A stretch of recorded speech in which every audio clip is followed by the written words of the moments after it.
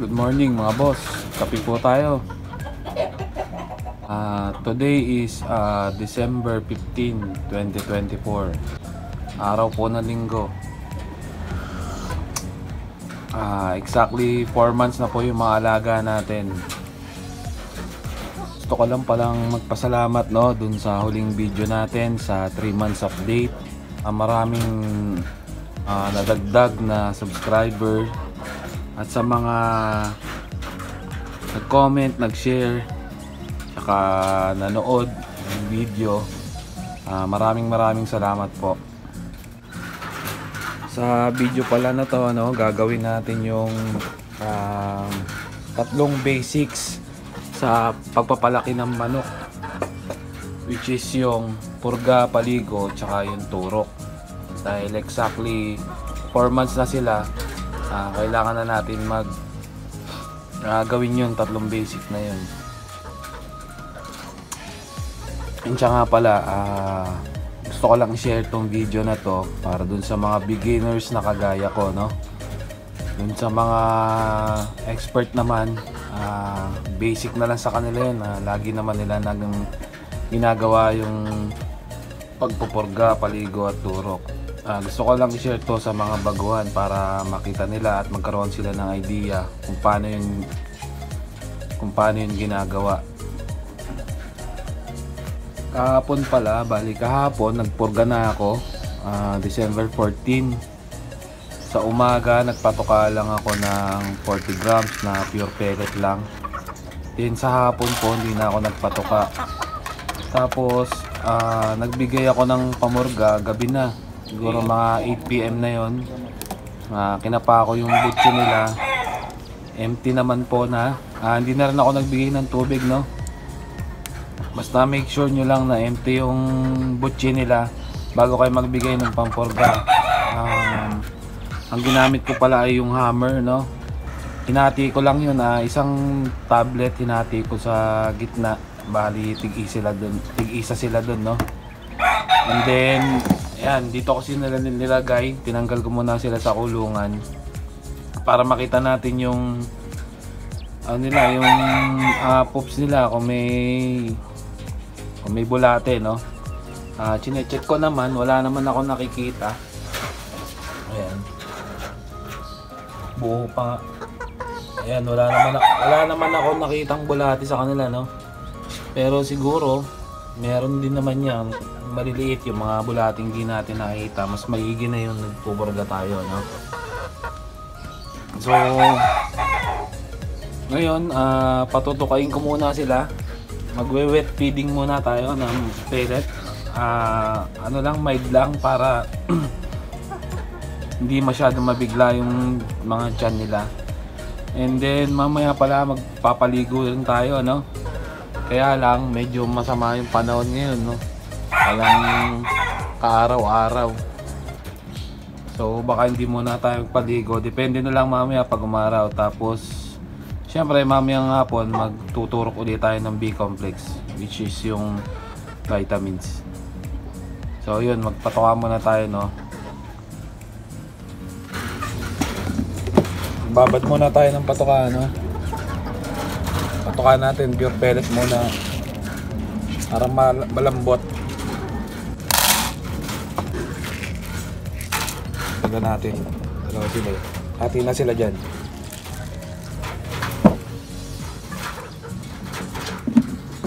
Pala yung mahiwagang panghalo natin. Stick ng malunggay. Babad muna natin. Balikan natin after 10 minutes. So after 10 minutes, ito na yung patoka natin, Ito nauna po, Pakainin natin sila.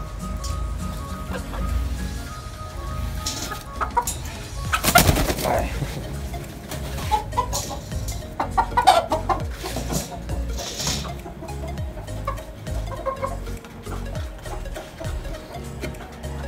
Kape tayo mga boss.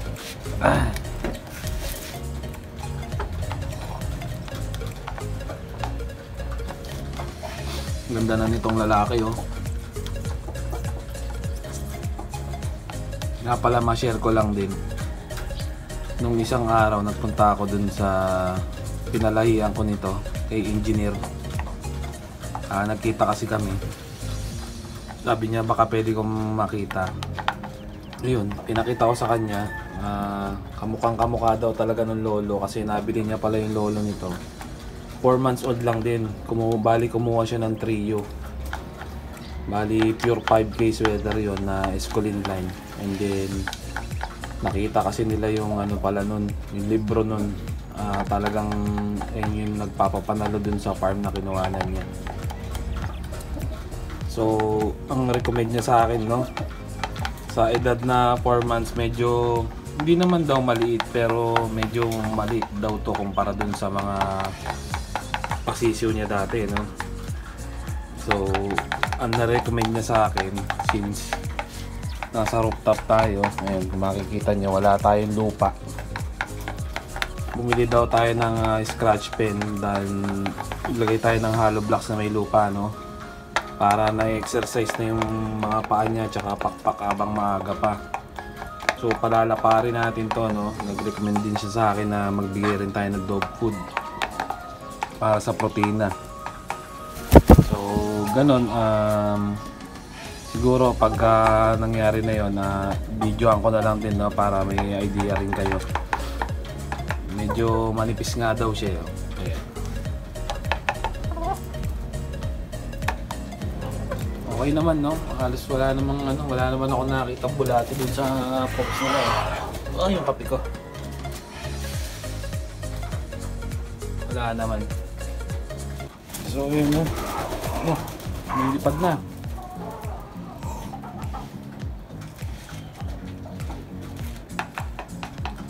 Sana umaraw na mamaya, no? Para mapaliguan na natin. Kung makulimlim na naman. Tuwing linggo, muulan. Ito pala yung mga tinola line ko. Dumi. Mamaya magdidinis din ako. So yun po, no, nakapaglinis na tayo ng kulungan natin, no. Nag-disinfect na tayo. Din yung mga sahig, nilinis na rin natin. Gumanda yung panahon, no, habang naglilinis po tayo, gumanda, umaraw na. Samantalahin na rin po natin yan para makapagpaligo tayo ngayon. I-prepare, i-ready ko na yung pampaligo nila.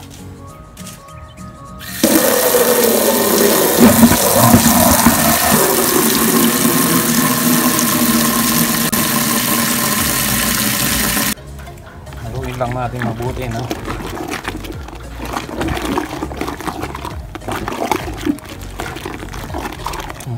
Ligo na tayo.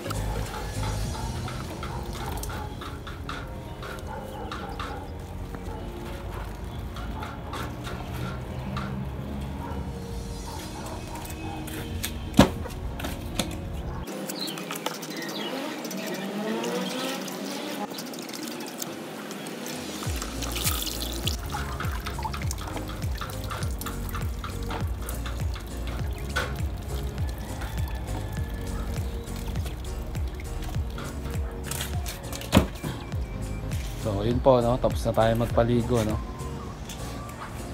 Check natin sila. Masarap tignan pag bagong ligo, makikita mo talaga yung haba ng paa nila,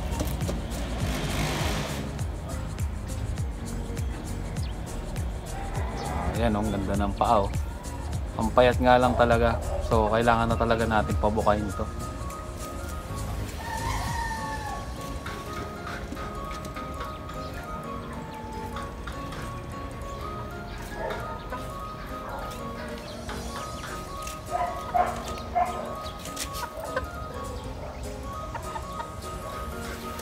Nga pala dun sa mga veterano na, no, na matagal nang nagpapalahi ng manok o nagsasabong. paki-comment nyo lang sa baba kung ano yung mga pwede nyo pang i-recommend sa aming mga beginners, no? Para syempre matuto rin po kami.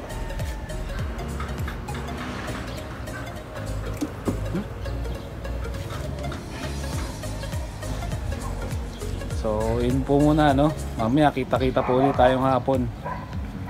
Pagka patukan natin mamaya, magbibigay na tayo ng B-complex.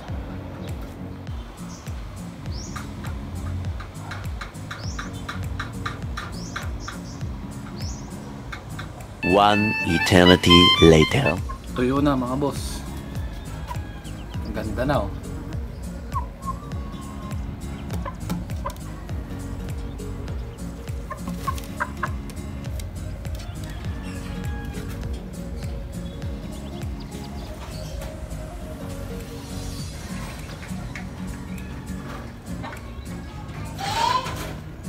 Oh.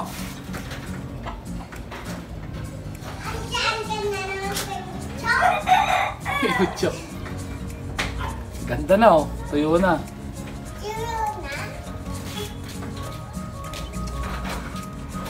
Ay, si Hitler. Hitler.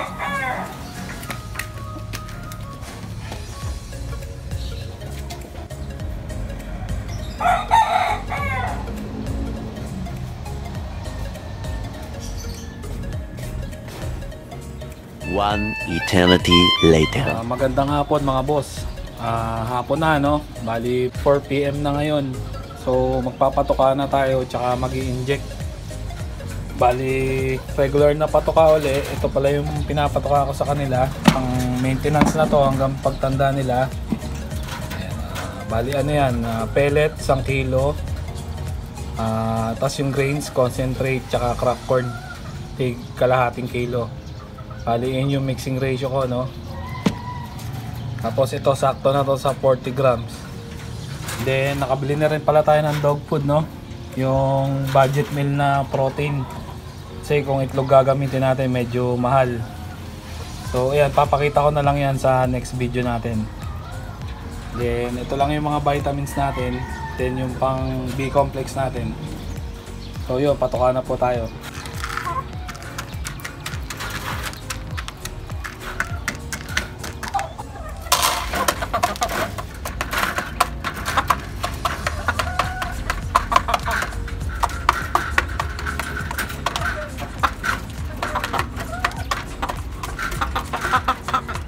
Yan po, no? Halos wala pang 1 minuto, ubos na yung 40 grams.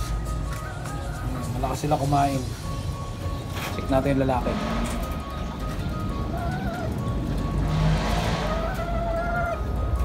Simot lahat, oh. Wala natira.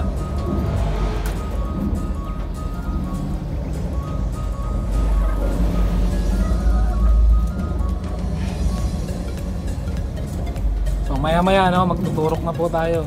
So ayun po, no? Tapos na tayo magpatuka. Simot.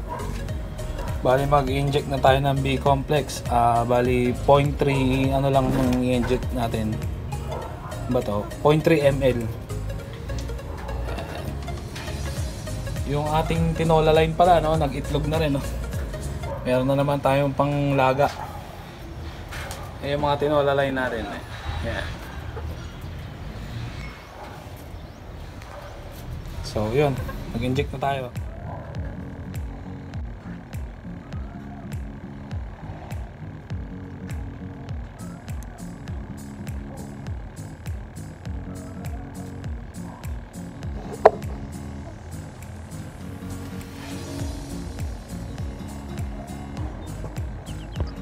So ayan, no, pag mag-i-inject kayo dito lang sa may bandang pityo, no, tabi nung ano, yung buto. Ayan. Tapos ang tusok papunta sa puwet.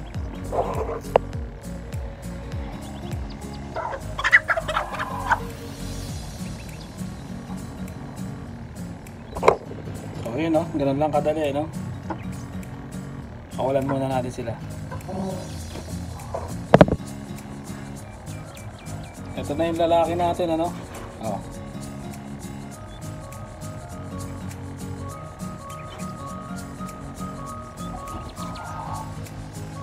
Ang ganda ng katawan niya, actually magandang katawan niya, kaya lang talagang kulang lang sa muscle. So yun ang kailangan nating develop, no. Kanina pala nag-check ako nung nung scratch pen. Ang kaso naubusan na daw sila, bukas para ang dating ng hapon. Pero kasi doon yung mumurahin lang, mga 200 plus lang. Manipis nga lang yun, sabi ko, sisiul pa lang naman to, so pwede na muna yun, pang samantala lang naman. So yun, turukan na natin.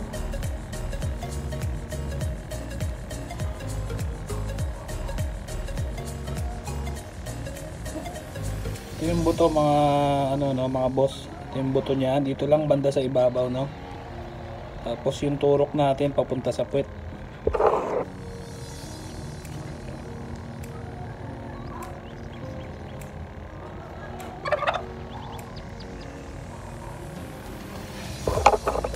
So ganun lang kabilis, no? Okay na.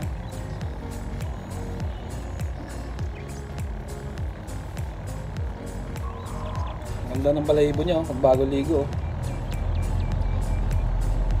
Pula ng mukha. So yun po, no, sa 50 pesos na binili ko hanggang ngayon meron pa rin, sa tingin ko abot pa to sa next 15 days na turok uli nila, no.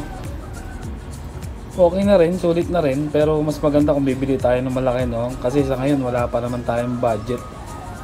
So ito okay naman na to.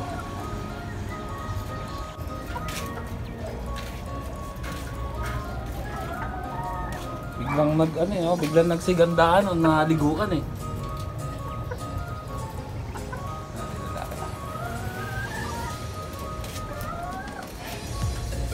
Oh.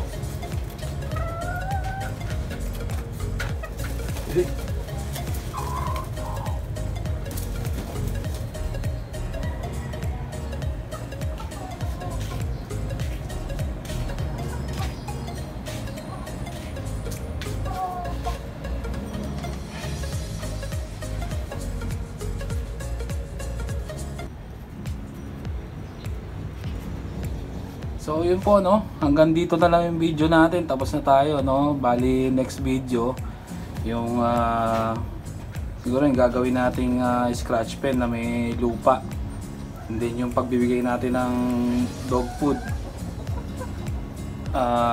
Hanggang dito na lang po, no. And then gusto ko lang din po magpasalamat dun sa mga nanood dun sa 3 months update. Kache-check ko lang po kanina, halos nag 1,000 views na po siya, no. And then yung subscriber natin patuloy po nadadagdagan. So maraming salamat po sa suporta nyo. Kung nagustuhan nyo po itong video na to, kung umabot kayo hanggang dito sa dulo, paki-like na lang po, and then kung meron man kayong mga suggestions or comments, paki-comment na lang po sa baba. Muli, ito po si Talaok Pinas, ang nagsasabing Tok Tok Tilaok, sabi ng manok.